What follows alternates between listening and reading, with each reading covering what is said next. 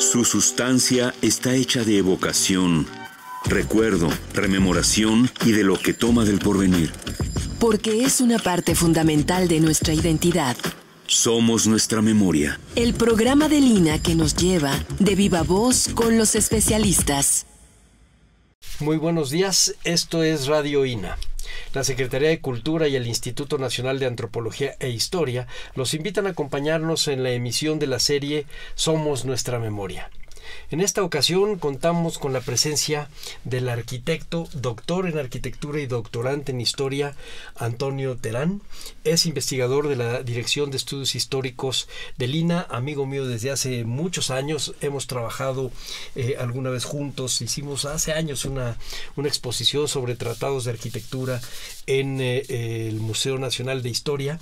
Pero hoy vamos a platicar de un asunto muy puntual y que espero pueda yo sacarle todo el jugo a la cantidad de información que tiene el doctor Terán. Bienvenido, Toño. No, muchas gracias. Al contrario, Salvador, gracias por esta invitación al Instituto Nacional de Antropología e Historia, y sobre todo es un gran placer tener aquí a mi querido amigo y compañero de trabajo, Salvador Rueda. Pues muchas gracias, Toño. Vamos a hablar del colegio jesuita del Espíritu Santo, el colegio jesuita que estaba en Puebla. Vamos a empezar por el principio, por el nacimiento de este colegio. Danos un breve relato de cómo nace este colegio, cómo se arma, etcétera, porque después nos vamos a meter a algo y te voy a picar un poquito la cresta, que no tiene que ver exactamente con la arquitectura, pero sí con cosas que has trabajado, que es con el peso simbólico de los objetos que alrededor están y que hay que leer. Vamos a empezar primero por una suerte de biografía del espacio de este colegio de Espíritu Santo. Bueno, la llegada de los jesuitas a Puebla fue en el último tercio del siglo XVI. Fue de las últimas órdenes religiosas que llegaron a Puebla, porque ya estaban establecidos los franciscanos muy tempranamente, los dominicos y los agustinos. Y a finales del siglo XVI llegaron los jesuitas con la idea de fundar colegios, que esa era su principal función. Como sabemos, San Ignacio de Loyola, que fue el creador de la orden en el siglo XVI, San Ignacio de Loyola, que era español, que nace en Loyola, Azpeitia, además era su otro nombre, y nace el 23 de octubre de 1491 y muere en Roma en 1556. Como bien sabemos, él tuvo una formación interesante, eso es necesario decirle, porque primero fue militar y peleó mucho sobre todo por Castilla. Hay que recordar que eran varios reinos, y peleó incluso contra los navarros, y bueno, pues después él, cuando lo hirieron, etcétera, se da cuenta de que en su convalecencia se pone a leer cosas religiosas y se da cuenta que él, pues como que tiene una espiritualidad hacia la religión cristiana y sobre todo hacia Cristo. Y por eso es que él la católica, ahí sí la hay católica, que decirlo, sí, porque hoy hay una cantidad que se llaman cristianos y que... Pero bueno, también no en son esa católicos. Época, finalmente claro. Él es uno de los militantes o de los fundadores de la militancia contrarreformista. Sí, claro, de eso iba yo a hablar precisamente.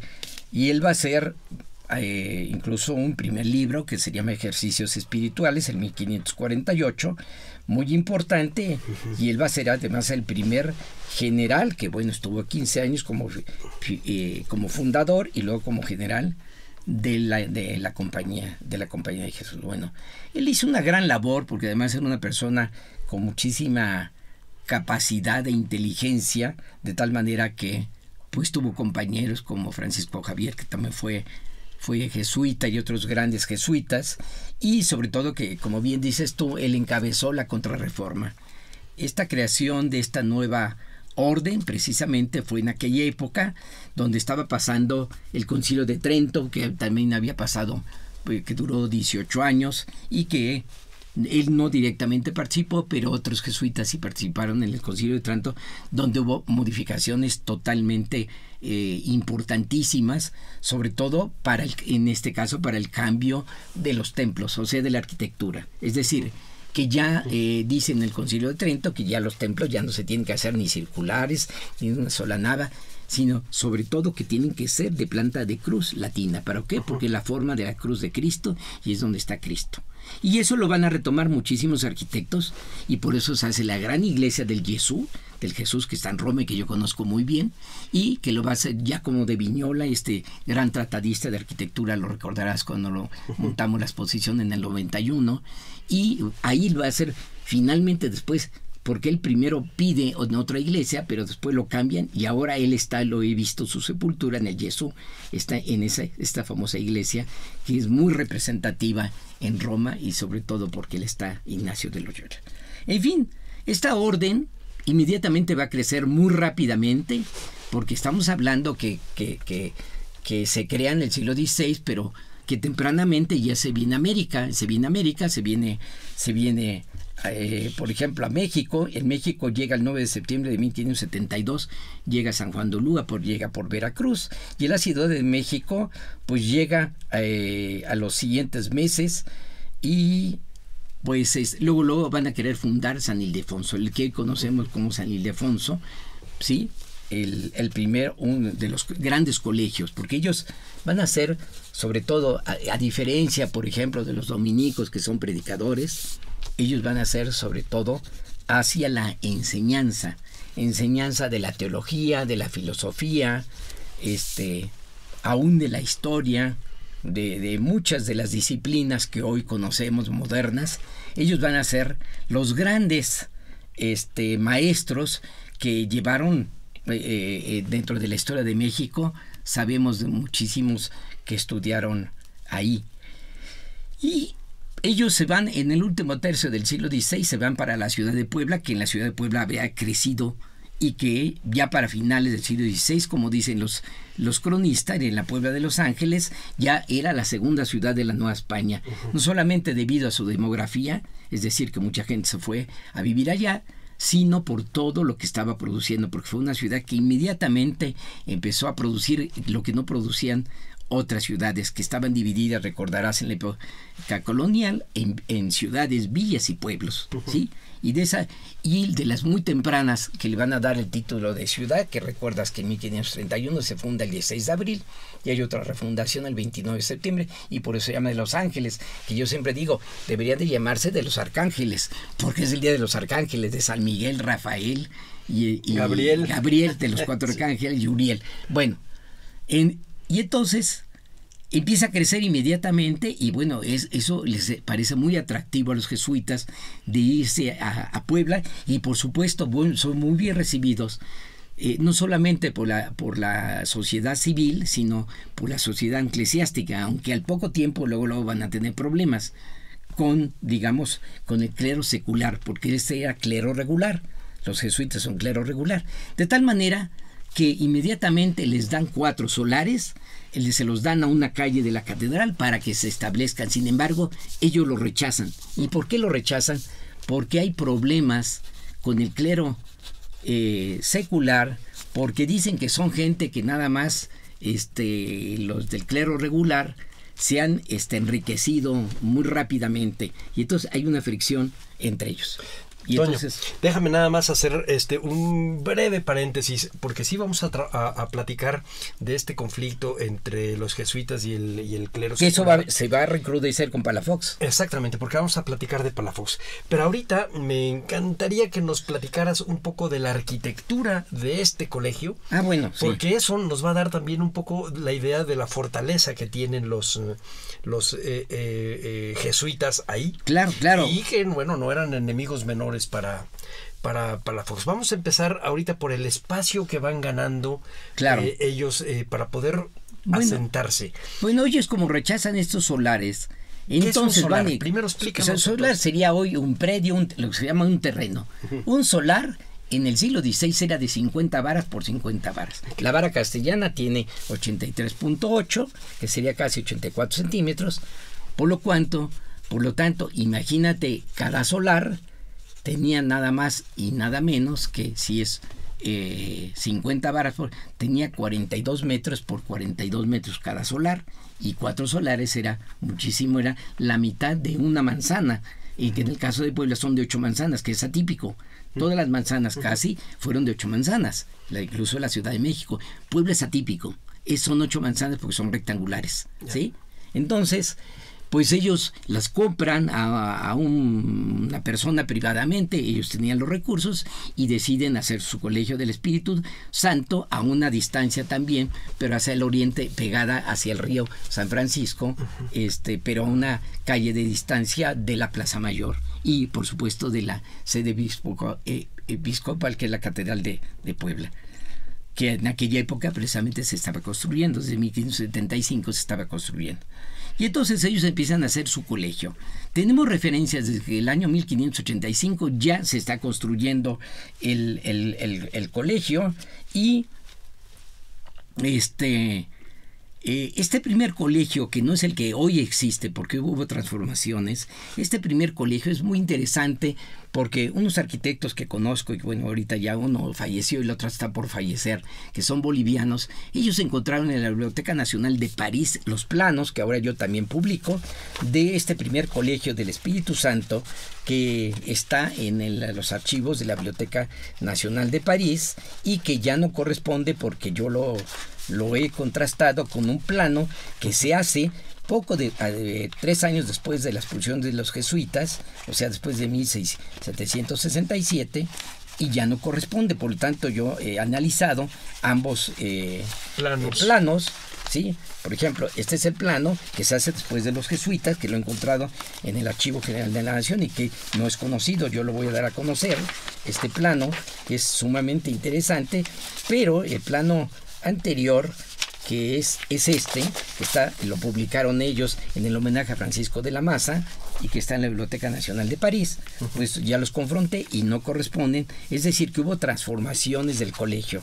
¿Por qué? Porque tenían tanto dinero que entonces hacen este primer colegio, que prácticamente la iglesia se hace su dedicación o consagración en el año de 1600.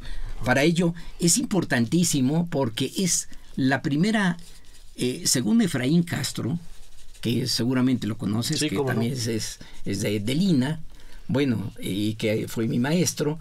Bueno, él nos dice en un escrito que se llama Pueblo y su Universidad, que es precisamente sobre el Colegio del Espíritu Santo, de que para el año de 1600 la iglesia se consagra, estamos hablando, y se hace a la manera del Jesús, es decir, con una planta de cruz latino, pero con nichos laterales, a esas capillas hornacinas, y que se hace con bóveda y con cúpula, que todavía en Puebla no se hacían bóvedas y cúpulas ni en la Nueva España. Es más, es la pionera de las bóvedas y las cúpulas de la Nueva. Esa fue la gran aportación que tuvo esta primera iglesia del Espíritu Santo, que es esta iglesia que ves aquí, las capillas hornacinas y la cruz y la sacristía. Sin embargo, para el año de 1750 deciden demoler y hacer una nueva iglesia del Espíritu Santo, que ahorita hablaremos de ella, pero dejan la sacristía, es decir, les dolió, yo creo, pues es una maravilla. La sacristía es una cosa fuera de serie, que pocas gente la conocen, y que ahí está, junto a la sacristía, está la china poblana, que ni era china ni era poblana, pero que era hindú y que hizo varios libros, entre ellos un gran libro que hizo Francisco de la Maza sobre la vida de este personaje, ¿verdad? Que fue Catarina de San Juan. Catarina de San Juan, exactamente. Que era una esclava hindú y que se fue vendida en Puebla. En fin, bueno.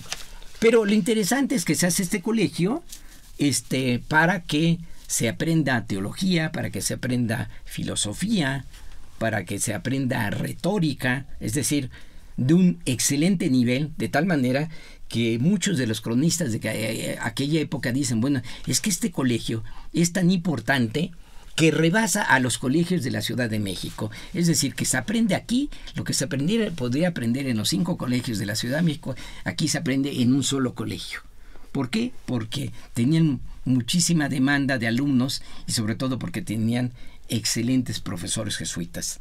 Ahora, ¿quién hace este primer colegio? Bueno, son arquitectos que son arquitectos jesuitas, que eran tanto religiosos, pero también eran arquitectos, y pues se ha quitado un poco de los mitos de que quiénes fueron los que construyeron este colegio, que luego te lo puedo decir. Bueno, es Bartolomé Larios y Juan López de Arbaiza, son los que diseñan el colegio como el templo, y el que lo inicia es el albañil sevillano Rodrigo Alonso Davis, que después va a destacar porque se viene a la Ciudad de México y entonces sustituye a Claudio de Arciniegas cuando muere, que Claudio de Arciniegas era el maestro mayor de la catedral y de la Ciudad de México, y él es el que lo sustituye. Estoy hablando ya de fines del siglo XVI. Entonces por eso es importante saber de estos personajes. Bueno, entonces se hace este gran colegio, que se hace pues prácticamente en una manzana, es decir, en 8 solares, no en 4 solares como les ofrecieron. Y hasta la fecha, por fortuna, existe el colegio prácticamente completo.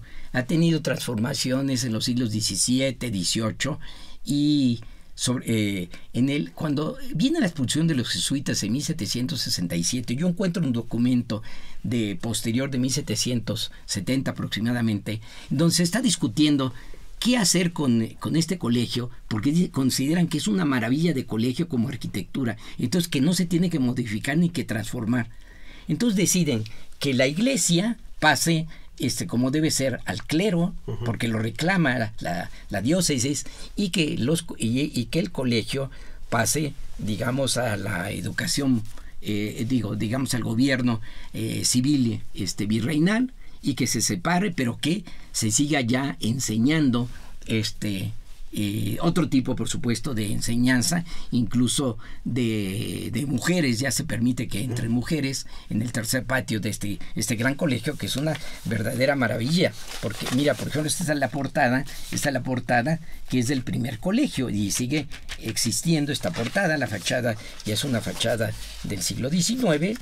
Sin embargo, por ejemplo, la planta que tú ya viste, pero mira, este primer patio, que es una verdadera maravilla, y que he encontrado prácticamente quién es el arquitecto, el autor, que además yo estudié aquí la preparatoria, que eso es lo interesante.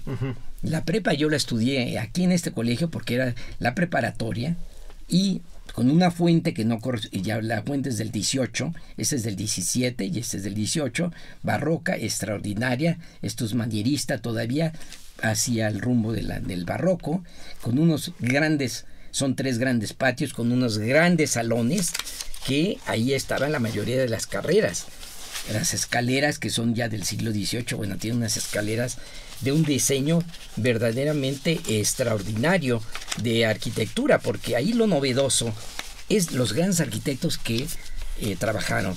Por ejemplo, lo que se llama el Salón Barroco, que yo les recomiendo que cuando vayan a Puebla y pidan permisos y les dan de la Universidad de Puebla, tiene que ser entre semana, porque los sábados no funciona.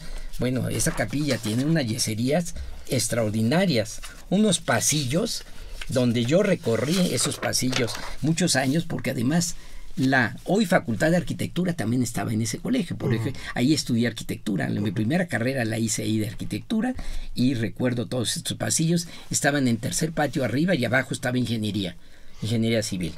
Entonces, este colegio es un colegio que realmente no ha sufrido grandes transformaciones de destrucción ni nada. Obviamente que con el sismo de 1999 se sufrió problemas. Yo dictaminé, yo pedí un permiso a Lina precisamente durante 2 meses para dictaminar. ¿Por qué? Por 2 razones. En primer lugar, porque soy de Lina y era mi obligación moral. Segundo, porque soy arquitecto restaurador. Y tercero, porque soy poblano. Por lo tanto, me fui a dictaminar la catedral, el Templo del Espíritu Santo. Hice un dictamen cuando se cayó parte del ayuntamiento de la ciudad de Puebla. Y bueno, pues ahí participé mucho en la solución de la problemática de que se abrieron las bóvedas del Templo del Espíritu Santo.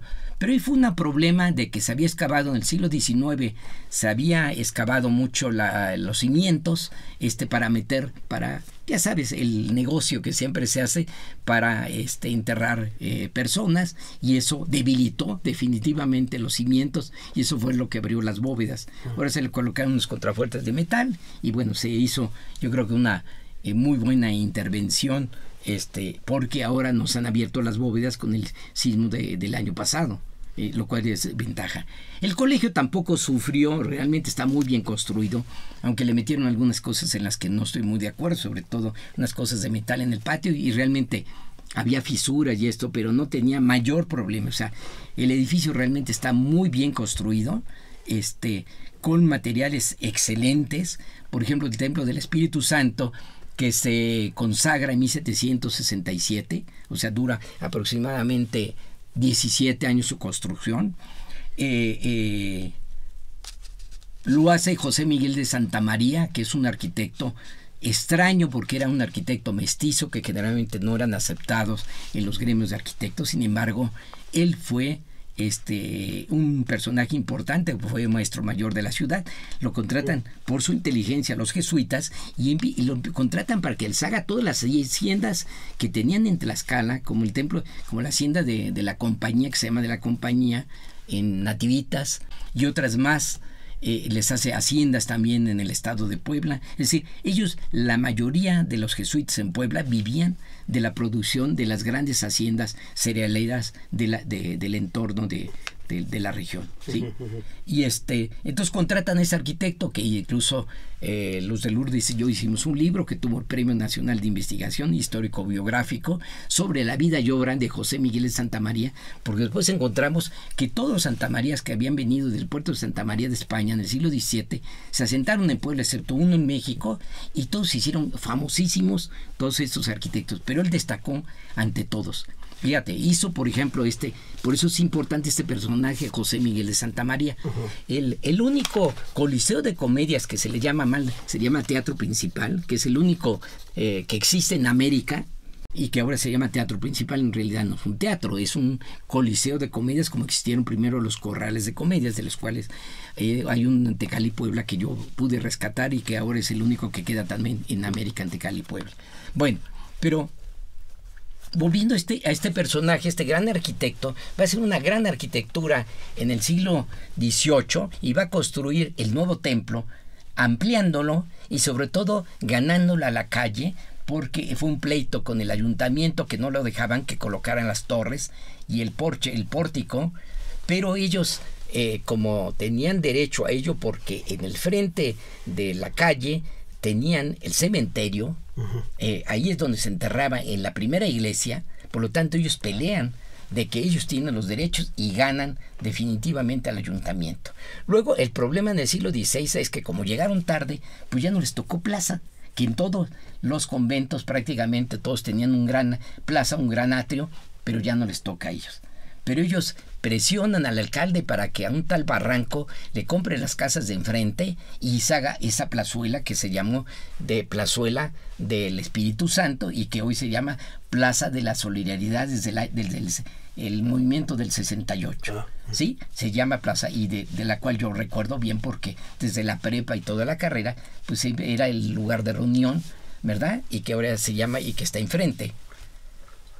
Bueno, este gran arquitecto hizo además grandes puentes en la ciudad de Puebla. En fin, en 1767, con la expulsión de los jesuitas, en ese mismo año muere él, pero deja un testamento donde él quiere que en el templo del Espíritu Santo se le sepulte.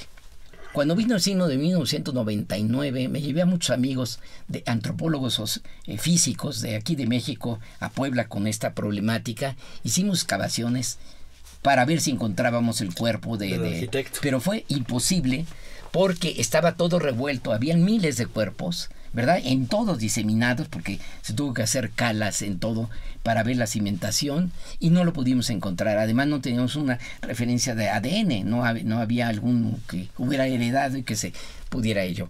Por lo tanto nos quedamos frustrados, ellos y yo, porque yo siempre quise rescatar la memoria de José Miguel de Santa María, este gran arquitecto que además hace una arquitectura extraordinaria, combinando materiales regionales como es la cantería gris, que se saca de lo que hoy sería el Cerro de Loreto, que en la época colonial se llamaba el Cerro de San Cristóbal, que es quedó una gran oquedad, y que ahora pues es el estadio Ignacio Zaragoza, porque con buen tino, que a veces es difícil entre los gobernantes, pues en la década de fines de los años 40, principios de los 50, dijo, no, pues este hueco, ¿para qué? Pues mejor hacemos un estadio, y se hizo el estadio Ignacio Zaragoza en memoria de la batalla del 5 de mayo. Bueno, y luego la argamasa, que ahí preguntaban, bueno, que muchos preguntan, bueno, ¿qué es la argamasa? La argamasa, que en la época colonial se llamaba pegote, es un invento extraordinario que nos viene de Andalucía, sobre todo de Sevilla, y que viene a sustituir el yeso, las yeserías. Como bien sabes tú, Salvador, las yeserías son para interiores, pero para exteriores se pudren por el agua. Por lo tanto, se trata de hacer un mortero de arena muy fina, ¿sí?, proporción 1:1, es decir, 1 de cal por 1 de arena, porque un mortero común y corriente era 1:3, pero este se hace 1:1, y con eso se hacen estas argamasas o pegotes que no fraguan tan rápido como el yeso, pero que se pueden hacer, se pueden moldear, y se pueden hacer todas las molduras que se quieran, de imágenes, por ejemplo, para la iconografía del templo, ¿sí? En ese caso del templo, no, la iconografía no, se hizo algunas con piedra de villerías, para que contrastara con el gris de la parte del primer cuerpo, que la piedra de villerías se sacaba. Este banco, que yo lo podía encontrar, que está entre Tlaxcala y Hidalgo, y se sacó, y tuvo tanto éxito la piedra de villerías, que se colocó en la Catedral de Puebla, que después también la van a buscar para hacerla en la Catedral de México. Todas las imágenes son piedra de villerías, que es una caliza muy interesante, que no es el tecali, no es el ónix, es blanca totalmente, ¿verdad? Es muy fácil de labrar, y de buena consistencia para utilizarla, y por eso es que en Puebla se diseminó, y que prácticamente durante la época de la cultura barroca, segunda mitad del siglo XVII y XVIII, se utilizó la piedra de villerías para todas las imágenes. Toda la imaginería era de... Toda la imaginería se hacía de ello, y casi todos los templos lo tienen en la ciudad de Puebla. Pero a ver, ahora platícame una cosa, Toño, porque estamos ya ahorita en el siglo XVIII. Me gustaría que hiciéramos un poquito camino para atrás, y que a lo mejor si te pido que la imaginería sea nuestro hilo conductor, y nos llevaras de la mano pensando que es radio. Claro. Que no podemos ver las imágenes, aunque algunas de estas las vamos a pasar, sí, pero que nos llevaras de la mano paseando por los espacios que, así como viste tú cuando eras preparatoriano, debieron haber visto los estudiantes del colegio claro, jesuita en el siglo XVII. Mira, tú entrabas al colegio, se entra por lo que hoy es la 4 Sur, porque está entre lo que sería hoy Juan de Palafox y Mendoza y 3 Oriente. Se entra al colegio, y es un gran vestíbulo que después se amplía, y tiene unas grandes yeserías en las bóvedas, unas yeserías barrocas, y luego a mano derecha se entra a un primer patio. Este primer patio, que te lo acabo de el que tiene la fuente. El que tiene la fuente, que según Diego Angulo Íñiguez, bueno, tiene mucho, yo no le veo mucho de Brunelleschi, porque no tiene para mí mucha relación. Además, Brunelleschi es del Renacimiento muy temprano, etcétera. Pero bueno, él lo dice. Yo más bien, para mí es manierista, de transición hacia el barroco, porque tiene sus frontones rotos, etcétera. Ese primer patio es el que hace que todas las aulas de la planta baja y de la planta alta estén alrededor, para poder tener ventanas. Unos grandes pasillos, estos grandes corredores que tienen una gran iluminación. La escalera, que ya es una escalera posterior, que no corresponde a la del plano que yo te acabo de señalar, la modificaron de lugar. Esa se le cubre con una cubierta interesante, poco conocida, de forma rectangular, como si fuera de rincón de claustro, nada más que rectangular, pero que se provoca unas lucarnas. ¿Qué son las lucarnas? Las lucarnas son ventanas en superficie curva. Se llaman lucarna, que viene del francés, de lux, etcétera. Sí. Bueno, que es para que entre la luz. Es para que ilumine. Entonces, son edificios muy iluminados, los edificios jesuitas. ¿Por qué? Porque traían esa cuestión de la luz como símbolo de Cristo, Sí, hay que recordar el Jesus Homine Salvador, que además es su monograma, y el corazón, pero el corazón no flechado como el caso de los agustinos, ¿no? Es otro tipo de iconografía. Platícanos cómo la fachada, ¿no? Permítenos imaginar. Bueno, la fachada del templo es verdaderamente espectacular. En primer lugar, porque es de 3 naves, o sea, de planta basilical, ¿sí? Aunque no tiene que ver nada. Que la mayoría de los autores, como Toussaint, cuando escribió en la Catedral de las Iglesias de Puebla, dice, bueno, pues es el templo más, después de la catedral, es el templo más importante desde el punto de vista arquitectónico de la ciudad. ¿Por qué? Porque tiene 3 naves, tiene un nártex, es decir, una entrada, una entrada que distribuye las 3 puertas, que nada más se abren en época de la Semana Santa y en Corpus Christi, etcétera. Y centra las 3 naves como si fueran naves procesionales las laterales y la nave central. Tuvo unos grandes retablos que yo rescato ahora en mi investigación, porque Beitian nos lo escribe, a él le tocó todavía vivir cuando existían los retablos, porque a él le tocó incluso la expulsión de los jesuitas. Claro, a él le toca eso, la expulsión de los jesuitas. A Mariano escribe, de Mariano de Fernández de Echeverría y Beitian, le toca toda esa tradición, y bueno, yo he retomado muchas de sus experiencias de él. Y entonces, con unos retablos extraordinarios, por ejemplo, la entrada tiene un arco que se le llama arco falso, porque tiene un pinjante, es decir, están volando de un doble arco y dicen, bueno, ¿cómo se puede sostener ese pinjante? Bueno, yo como arquitecto lo sé porque tiene las dovelas que trabajan a la compresión. Es un arco que va de lado a lado, es por eso se llama arco falso, porque va de lado a lado de los pilares, y después entre ellas se meten dovelas que son que se van haciendo como si fueran estacas, las dovelas, para que trabajen a la compresión, y ese es el que permite que los otros arcos se sostengan, porque trabajan a la compresión. Pero es un alarde del barroco, evidentemente que es un alarde del barroco. Lo mismo las portadas que tiene interiores antes de entrar al templo, son barrocas ya con estípites extraordinariamente labradas en cantería, y el interior, como te digo, tiene 3 naves. Ahora, ¿cuál es lo novedoso de este templo? El único cimborrio que existe en México, para acabar pronto, barroco. ¿Qué es un cimborrio? Es una cúpula, pero de planta cuadrada. Todas las cúpulas son octogonales o circulares. Sí. Sin embargo, esta es cuadrada, ¿sí? Como si fuera de rincón de claustro, lo que algunos le llaman en el siglo XVI.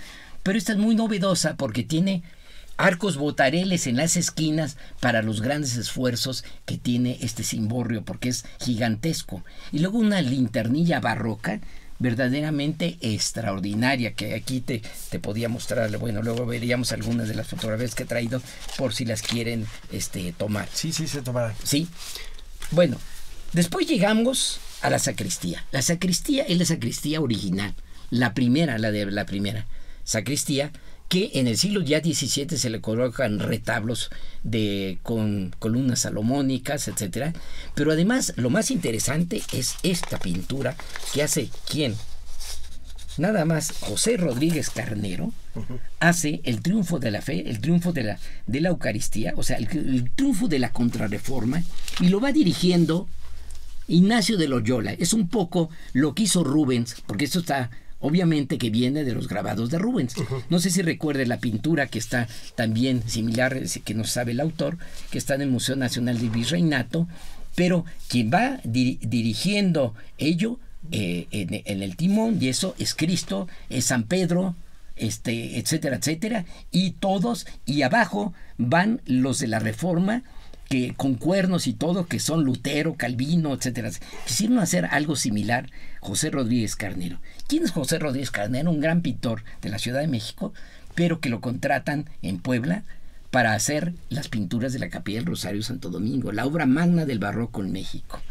Y estando ahí lo contratan los jesuitas para que haga esta gran pintura, que es una pintura gigantesca, ¿sí? José Rodríguez Carnero, que fue además contemporáneo y conocido de Sor Juana Inés de la Cruz. Ellos, por ejemplo, en la entrada de un virrey lo contratan y se tiene que regresar aquí a la Ciudad de México, pues está en Puebla pintando, tanto esto como la Capilla del Rosario, y que haga arquitectura efímera para la entrada del virrey. Los arcos efímeros. Y Sor Juana escribía. Y Sor Juana la que escribía las loas. Sí. ¿Sí? Toño, déjame hacer un paréntesis para recordarle a nuestra audiencia que estamos platicando contigo, José Antonio Terán, sobre el Colegio Jesuita del Espíritu Santo de Puebla. Ahora entramos al presbiterio, ya vimos un poco lo que es la iglesia y su evolución. Quisiera que nos llevaras un poco también por los demás espacios que veía un estudiante jesuita, y después vamos a ir aterrizando un poquito a algo que ya nos mencionaste, que son las imágenes. ¿Qué veía? ¿Cómo eran los ejercicios espirituales de los ignacianos? Después veremos el conflicto con Palafox y terminamos con la expulsión. Me parece muy bien. Bueno, mira, de los espacios arquitectónicos, obviamente lo principal que había eran aulas en los patios, alrededor, las aulas para la enseñanza, pero también la capilla doméstica. La capilla doméstica, ¿qué significa? La capilla interior.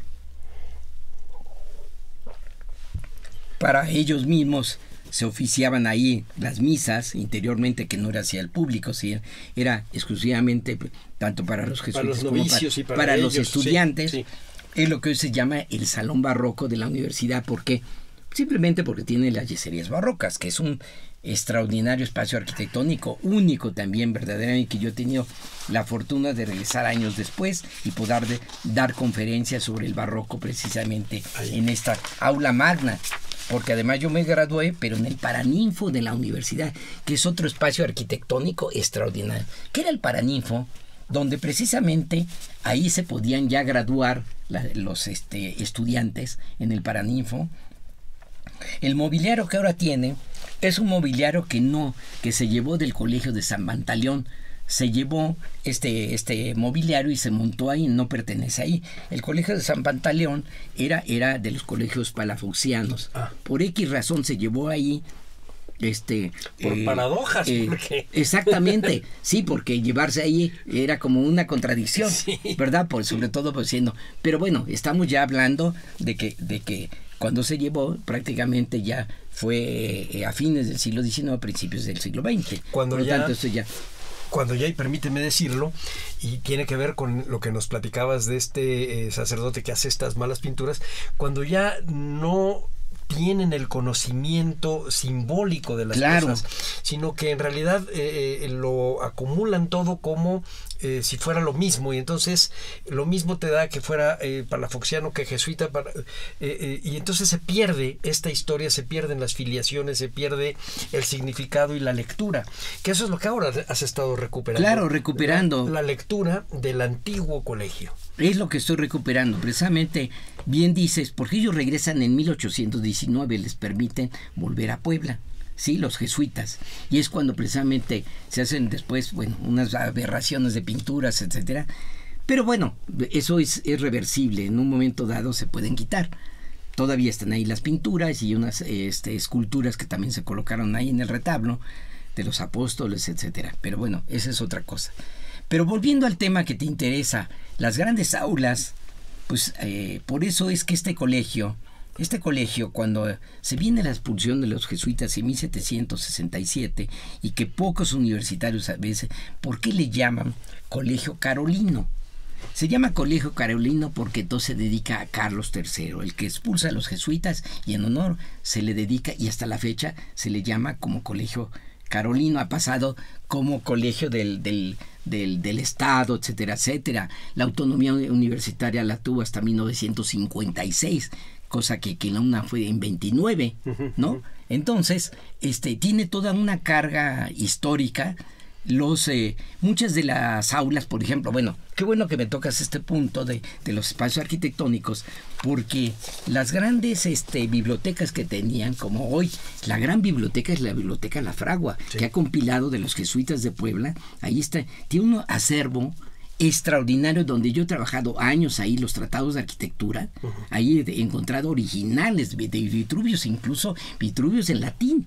Palladios, Serlios, etcétera, etcétera, trabajando. Tú sabes que yo soy un amante de los tratados de arquitectura, y entonces he encontrado ahí en el fondo reservado de los jesuitas, es decir, era gente sumamente culta, no solamente se dedicaba a la religión, sino también les interesaba, en este caso, la arquitectura. Y ahí están firmados de que eran de tal o tal colegio. Por ejemplo, pues este tratado, y luego dice del colegio de San Javier, que fue de los últimos que se construyen en el siglo XVIII, o del colegio de San Ignacio, del colegio de San Jerónimo, que estaba a la vuelta y que es el segundo del Espíritu Santo. Tuvo muchos colegios. Otro que me encanta, que es el colegio, algún día hablaremos, que he estudiado muy bien, es el colegio de San Ildefonso, que según Manuel Toussaint piensa que se destruyó todo ese colegio. No, porque él vio la fachada que se reconstruyó después de la destrucción del 5 de mayo y no, adentro está intacto todo el colegio de San Ildefonso, que es del siglo XVII, y he encontrado quién fue el arquitecto que lo hizo,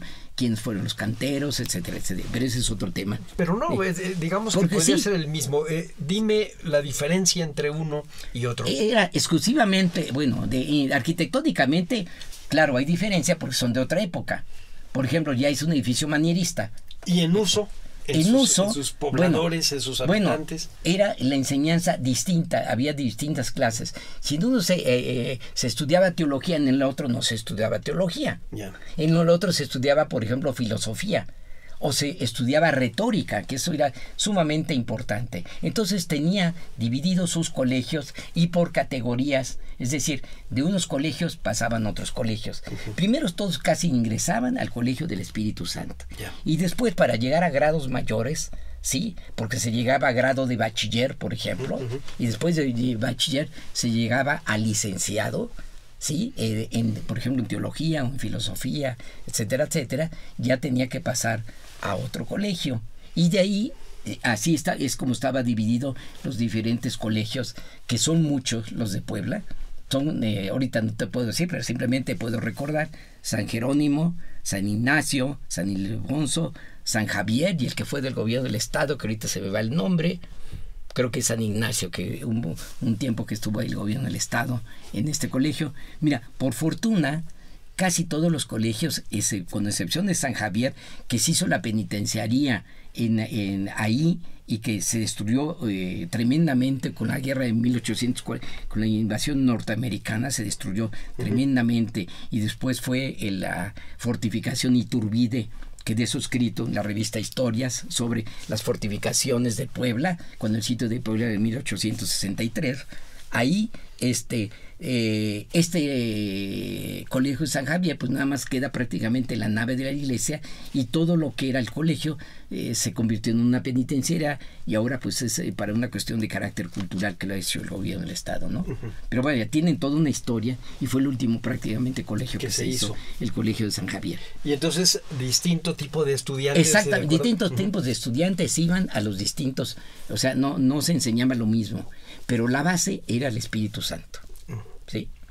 Ahora, aparte de los grandes salones, de las grandes bibliotecas que tenía, y por eso se ha rescatado un acervo extraordinario que tiene la Universidad de Puebla, precisamente de los colegios jesuitas, estos grandes fondos reservados. Hay cosas que he encontrado ahí que no he encontrado, por ejemplo, la Palafoxiana, que bueno, la Palafoxiana es lo máximo, 44.500 volúmenes, que yo he trabajado ahí 10, 12 años, ahora ya se digitalizó, y bueno, pues interesante porque algunas cosas se podían encontrar que eran del Colegio del Espíritu Santo, que las llevaron a los colegios palafoxianos y que están ahí, y ahora han tratado de que se devuelvan, que eso está un poco difícil, que se devuelvan hacia lo que sería la biblioteca La Fragua. La Fragua, que es muy importante. Yo les comento que los investigadores no nada más necesitan sobre jesuitas, tiene un acervo, la biblioteca La Fragua, extraordinaria, y que pueden ir con su credencial y la pueden consultar, entre semana, claro. Van y la pueden consultar, y vale la pena porque además prácticamente casi todo está digitalizado, ¿eh? Y yo lo conozco por su acervo de folleterías, es impresionante, realmente muy importante. Toño, ¿cómo reclutaban a los estudiantes jesuitas? Porque estamos hablando de muchachos que debieron ser Pues criollos. Primero criollos, sí, criollos. Criollos y bien educados en sus casas. De esta manera, me imagino que la competencia en un espacio que era reducido. Si no son colegios de cientos de estudiantes. No. Bueno, siempre fue selectivo. Uh-huh. Pero mira, lo mismo que a las chicas las mandaban a los conventos con una dote, a los varones que tenían un poco más de posibilidades, porque las mujeres nada más o se casaban o al convento, no tenían muchas posibilidades. El hombre tenía más posibilidades, que era estudiar, por un lado, o ser militar, ¿verdad? O vivir de la dote, que era la tercera posibilidad. Entonces, eran de las familias criollas en Puebla, que generalmente querían que se formaran bien sus hijos, por lo tanto, por eso los metían a los colegios jesuitas, porque ahí vivían, eso hay que entenderlo. No es como ahora, que vas y entras a clase y eso, no, ahí mismo se vivía. O sea, vivían ahí de tiempo completo hasta que terminaban los estudios a los cuales estaban inscritos. Por lo tanto, la mayoría de estos estudiantes efectivamente era de una clase más o menos económicamente buena, ¿sí? Hay que recordar que Puebla, más que tener, ahí no había títulos nobiliarios como en la Ciudad de México. En la Puebla de Los Ángeles no lo hubo, sino ahí lo que hubo fueron los grandes comerciantes, la gran burguesía, los grandes capitales, que eran a base de los comerciantes de todo tipo, desde la talabartería, el horno de vidrio, los grandes obrajes. Fue el mayor productor de obrajes de toda la Nueva España, más que México y más que Querétaro, los grandes productores. Todo se producía en Puebla, que eso es lo que le dio un gran número de habitantes, que solamente vino un poco de cadencia ya cuando viene la competencia, cuando se abre el mercado de Jalapa, que lo cambia el rey y el virrey, y bueno, y la abierta del Bajío, ¿sí? Que es cuando ya viene esto, porque la principal entrada pues venía de Veracruz, venía directamente a Puebla, y lo que venía de Acapulco, de Manila, directamente se venía no solamente a la Ciudad de México, sino a Puebla, y de Puebla ya pasaba para Veracruz y para España. Exacto. Sí, hay que recordar, bueno, pues que Filipinas, la importancia que también jugó en el papel, y que ahí vemos reflejado toda la taracea extraordinaria que tiene, por ejemplo, la sacristía, que bueno, es de origen árabe, por supuesto, no es de origen de Filipinas. Tiene una taracea verdaderamente de incrustaciones de madera, las puertas, las mesas con grandes planchas de ónix, que es el gran alabastro poblano, el llamado ónix, tecale o alabastro, pero todo lo que era para vestirse, porque es una sacristía, los sacerdotes, pues todo el mobiliario, incluso los cajones, los percheros, es un diseño arquitectónico y de labor de la madera extraordinario, que nos viene obviamente de España, nos viene del mudéjar, nos viene del mudéjar, que son los árabes que cambian de religión hacia entre comillas, a la religión católica, pero que son los grandes artesanos de España, y que sí se les permite a muchos venir a América, siempre y cuando haya habido la conversión. Sí. Toño, vamos ahora un poco hacia el conflicto con Palafox. Estamos pensando que eran dos gigantes. Claro. Los jesuitas poblanos con el obispo y después virrey. Platícanos un poco en qué consistió y cuál fue el desenlace. Bueno, en primer lugar quiero ver la memoria de Palafox, porque Palafox es para mí el único que ha tenido los grandes cargos en la historia de América. Porque primero fue visitador, después llegó, lo ponen de virrey momentáneamente, porque era corrupto, como era muy común. El virrey lo quitan, lo mandan desposado, y luego lo hacen arzobispo de la Ciudad de México, y después le reclama, ¿verdad?, a Carlos IV, que le dice, oye, pero si habíamos quedado, a Felipe IV, perdón que me equivoqué, y le dice, no, tú me contrataste para ser obispo de la Puebla de Los Ángeles, y ahora me has dado una serie de cargos, así es que ya regrésame a ello. Él llega en 1640 y está hasta el 49. La ida de él, que después lo llaman y lo mandan a Osma como obispo, fue precisamente el conflicto con los... ¿Por qué surge el conflicto? porque no le quieren entregar credenciales. Dicen que ellos solamente entregan credenciales exclusivamente al Papa, que no le van a entregar ni al rey, ni a él le van a entregar las credenciales, porque ellos son directamente del Papa. Hay que recordar que desde Ignacio de Loyola, esa fue la postura de Ignacio de Loyola, directo hacia el Papa, ¿sí? Esa fue una postura que ellos no la cambiaron nunca, y creo que hasta la fecha creo que no la han cambiado, ¿sí? Pues hay que ver los colegios hoy.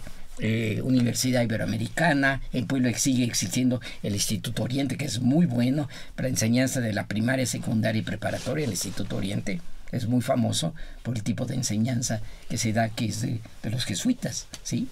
Bueno, entonces el conflicto surge precisamente porque no quieren estar bajo la autoridad del obispo, que es Juan de Palafox, y entonces le hacen la guerra, y se hace prácticamente en la ciudadanía dos partidos, los que están con el obispo y los que están con los jesuitas. Eso trae un conflicto terrible, de tal manera que él se entera de que lo van a matar, que lo mandan a que lo maten, y entonces él se va a esconder a una hacienda cercana que está entre Puebla y...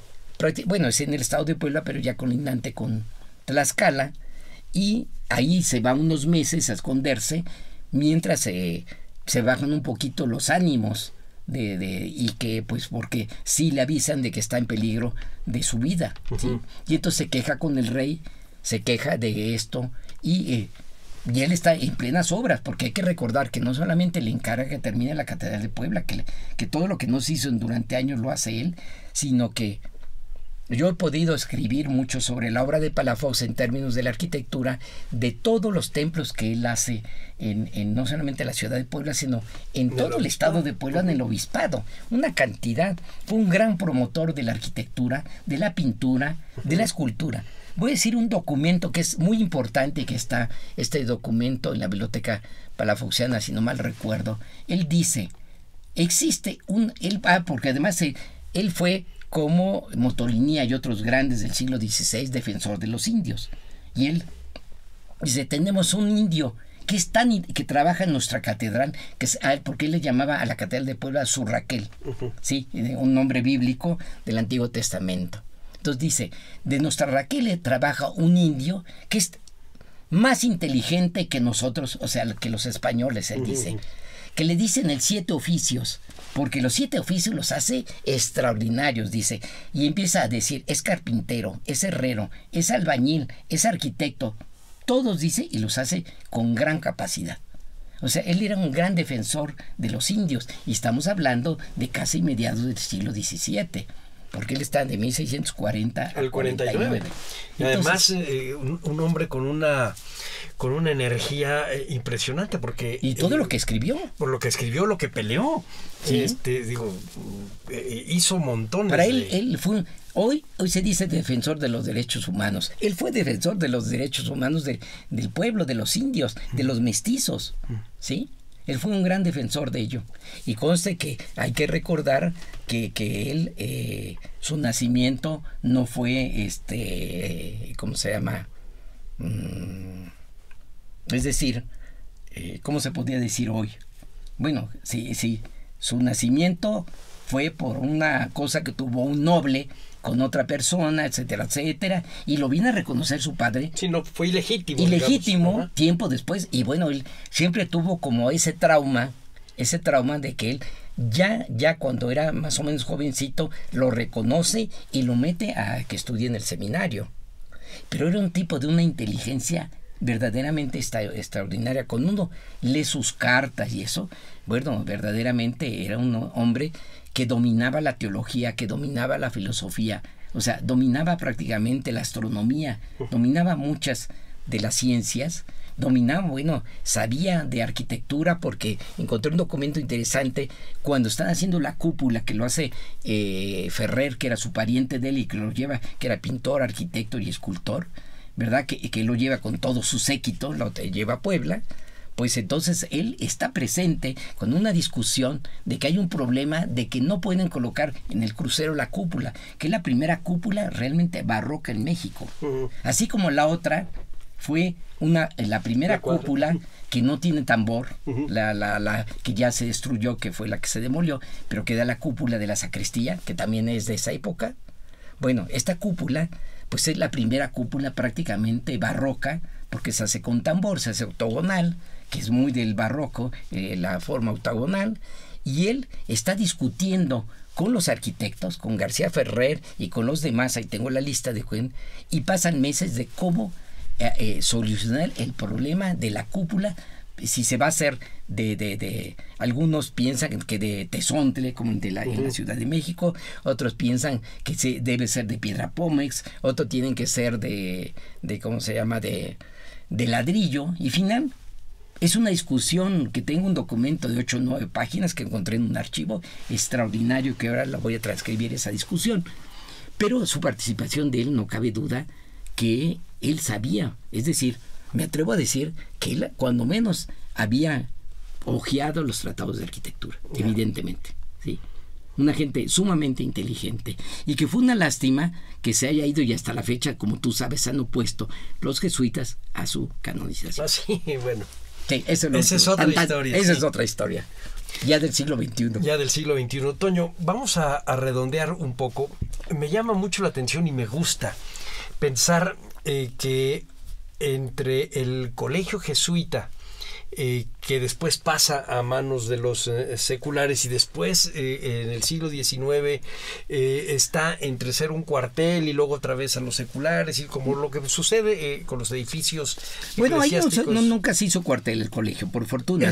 No, ahí no. Lo que sí, eso, qué bueno que tocas ese punto, Salvador, porque el problema se va a presentar cuando el templo lo hacen polvorín. Lo hacen un polvorín en época de la independencia, porque siempre estuvieron con miedo de que llegaran los insurgentes, cosa que nunca llegaron a Puebla ni les interesaba a Puebla, porque no era su objetivo.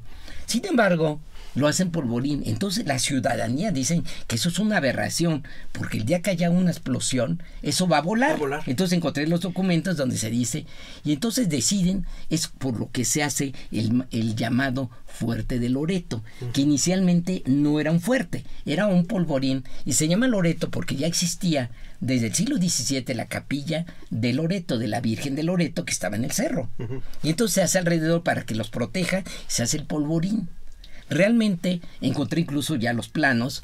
Se hace entre 1815 y 17, se hace la fortificación esta, que es una fortificación, por cierto, muy anacrónica, porque era como del siglo XV en Italia. Verdaderamente no, la tuvieron que reforzar mucho para la batalla del 5 de mayo. La tuvieron que reforzar porque realmente ya está fuera totalmente del tipo obsoleta, de armas que traían. Sí. Era obsoleta, bueno.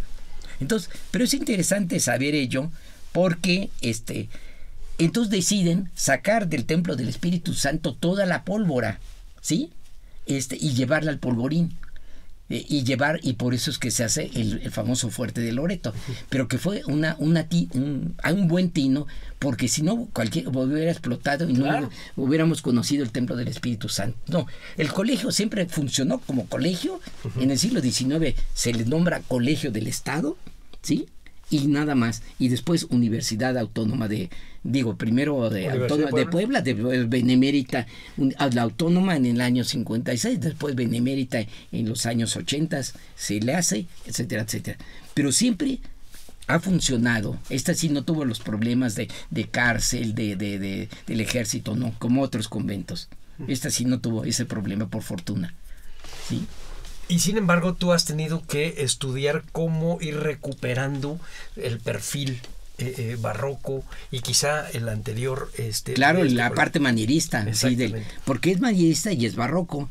Y luego, pues neoclásico, aunque no nos gusten los horribles retablos que tienen en el interior, todos los retablos de las naves procesionales son neoclásicos. Sí.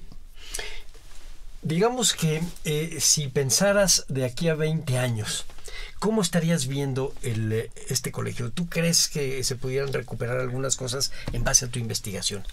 Pues no creo, porque eso se ha perdido, y también si se trataran de colocar serían falsos históricos desde el punto de vista de de la teoría de la conservación o de la restauración, serían falsos históricos. Pero ¿sí? te estoy haciendo trampa. Sí. Fíjate que a lo que me estaba refiriendo es al trabajo que nos contaste que estuviste haciendo después del temblor del 99 y toda tu opinión.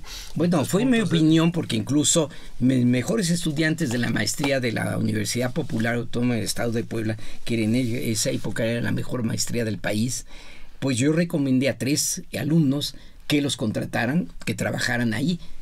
Ahí ¿sí? está tu legado. Bueno, fue mi legado simplemente, y yo iba y lo supervisaba, y lo que estaba mal, tengo fotografías de todo esto, de cómo tenían que inyectar las grietas y eso. Pero ahí está a donde imaginamos al colegio dentro de 20 años, es decir, todavía de pie, gracias a que tú pudiste intervenir de ese lado, y por otro lado con una historia gracias a tu investigación. Pues mira, esta investigación va a salir dentro de mi libro, que va a ser la tesis doctoral de historia. Va a salir esto que ya llevo aproximadamente escrito, nada más del puro Colegio del Espíritu Santo, 53 páginas, del puro colegio. Porque tengo otras que es, por ejemplo, San Ildefonso, por decir, pero eso es manierista, ese es anterior, un poquito, ¿sí? Y eso va a ser un poco mi contribución a lo que era la enseñanza. Ahora, algo que es necesario antes de que terminemos nuestro programa es que me decían decir de bibliografía. Sí. ¿Qué es lo que pueden consultar? Yo creo que de los que mejores han escrito esto, bueno, históricamente vamos a ver que es Beitia. Echeverría y Beitia, que es del siglo XVIII, que hizo sobre la fundación de la ciudad de Puebla, etcétera, etcétera, con documentos que él pudo compilar, que no eran de él, no, pero que él los pudo sí. reunir, y con eso hizo los grandes 2 tomos, que después el doctor Efraín Castro los publicó en 1961-62, estos grandes tomos, y han salido varias versiones. Pero Beitia fue el que describe mejor porque le tocó vivir la época de la expulsión de los jesuitas, etcétera, etcétera. Por eso conocía muchísimo. Y años antes, si no estoy mal, bueno, fue el que apoyó a Boturini. Ah, claro, a Boturini. Beitia es muy importante. Sí, muy importante. Bueno, y a Clavijero. Sí. A Clavijero también, muy importante. Bueno, pero eso es la bibliografía histórica, obviamente, Cerón Zapata, del siglo XVII, es otra fuente importantísima que hay que tomar en cuenta. Pero ya del siglo XX, pues hay que tomar a Efraín Castro. Siendo muy joven, casi yo creo que tendría 18, 20 años, cuando publica su primer libro, se llama Puebla y su Universidad, con el licenciado Marín Gisman. ¿Quién era Marín Gisman? Era un abogado, un intelectual que me dio historia de México en la prepa, ya él era una persona mayor, pero daba unas clases extraordinarias de historia de México. Él era de origen alemán, sí, Marín Gisman, y que era notario y abogado, etcétera, y que era nuestro maestro de historia. Bueno, junto con Efraín Castro publicaron, que casi nadie lo conoce, nunca se ha vuelto. Yo tengo un ejemplar que lo compré de uso, se llama Puebla su Universidad, y que precisamente mucho de la documentación que yo cito es esto. Pero hay otros que también han escrito. Marco Díaz, que fue mi maestro del Instituto de Investigaciones Estéticas de la UNAM, ya fallecido, escribió sobre los colegios jesuitas de la Nueva España, que fue su tesis de maestría, se publicó por la UNAM, es un libro extraordinario y recoge mucho de este colegio y de otros colegios de toda la Nueva España, que también es una fuente muy importante de cosas que él encontró. Pero desde el punto de vista de la enseñanza no hay como el libro de Ernesto de la Torre Villar. Don Ernesto de la Torre Villar, profesor emérito de la UNAM, etcétera, y mi maestro insigne en el campo de la historia, así como tuve en la arquitectura a Carlos Chanfón, al doctor Aguirre Cárdenas, yo tuve a él, y tuve a O'Gorman, y tuve a los grandes maestros, tuve en la UNAM, pues lo tuve a él hasta su muerte, y él publicó un libro sobre la enseñanza en la Puebla de Los Ángeles, que lo publicó por ahí, por el año 88, lo publicó la Benemérita Universidad Autónoma de Puebla, y que ahora por cierto, su legado, que tenía una biblioteca de 10,000 volúmenes, ahora se regaló a la Universidad de Puebla, y ahí se llama la Biblioteca Ernesto de la Torre Villar, que pertenece a la Universidad Autónoma de Puebla, y que se puede uno consultar. Con un permiso se puede consultar, está en pleno centro histórico, está esta biblioteca. Pues eso sería bueno. Y obviamente desde el punto de vista del arte sería La Catedral y las Iglesias de Puebla de Manuel Toussaint, que lo publicó por ahí el año 54-55 por Porrúa, que en realidad él retoma muchísimo realmente de Beitia, y bueno, sus propias observaciones que son interesantes, de análisis formales que hace de los colegios jesuitas y sobre todo del Templo del Espíritu Santo, que para él pues es la máxima después de la catedral. Él lo pone como lo máximo, ¿sí? Pues Toño, se nos acaba el tiempo.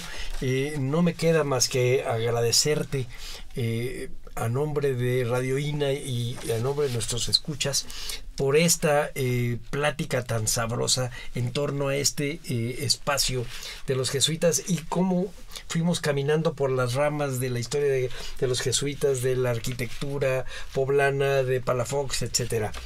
Te agradezco mucho, Toño. No, al contrario, a ti, Salvador, y sobre todo aquí a las personas que están de Radio INA. Muchas gracias. Así, a nombre de Radio INA, doy por terminada esta emisión que fue posible por la generosa participación de nuestro invitado, el arquitecto y doctor José Antonio Terán. Gracias a nuestros escuchas por su atención. Les sugerimos consultar más de nuestra producción a través de www.radio.ina.gov.mx. En la realización, la Dirección de Medios de Comunicación a través de la Subdirección de Radio INA con Gabriela Marentes al frente. En la producción técnica está Evanibaldo Morales. También. En la edición y controles. Gracias. A todos Rubén ellos. Martínez. En el apoyo, Marta Hernández. Yo soy Salvador Rueda. Hasta la próxima. Gracias. Buen día. Las opiniones y comentarios aquí expresados son de entera responsabilidad de quienes proporcionan la información y no representan necesariamente las opiniones de Radio INA ni comprometen el pensamiento editorial del Instituto Nacional de Antropología e Historia.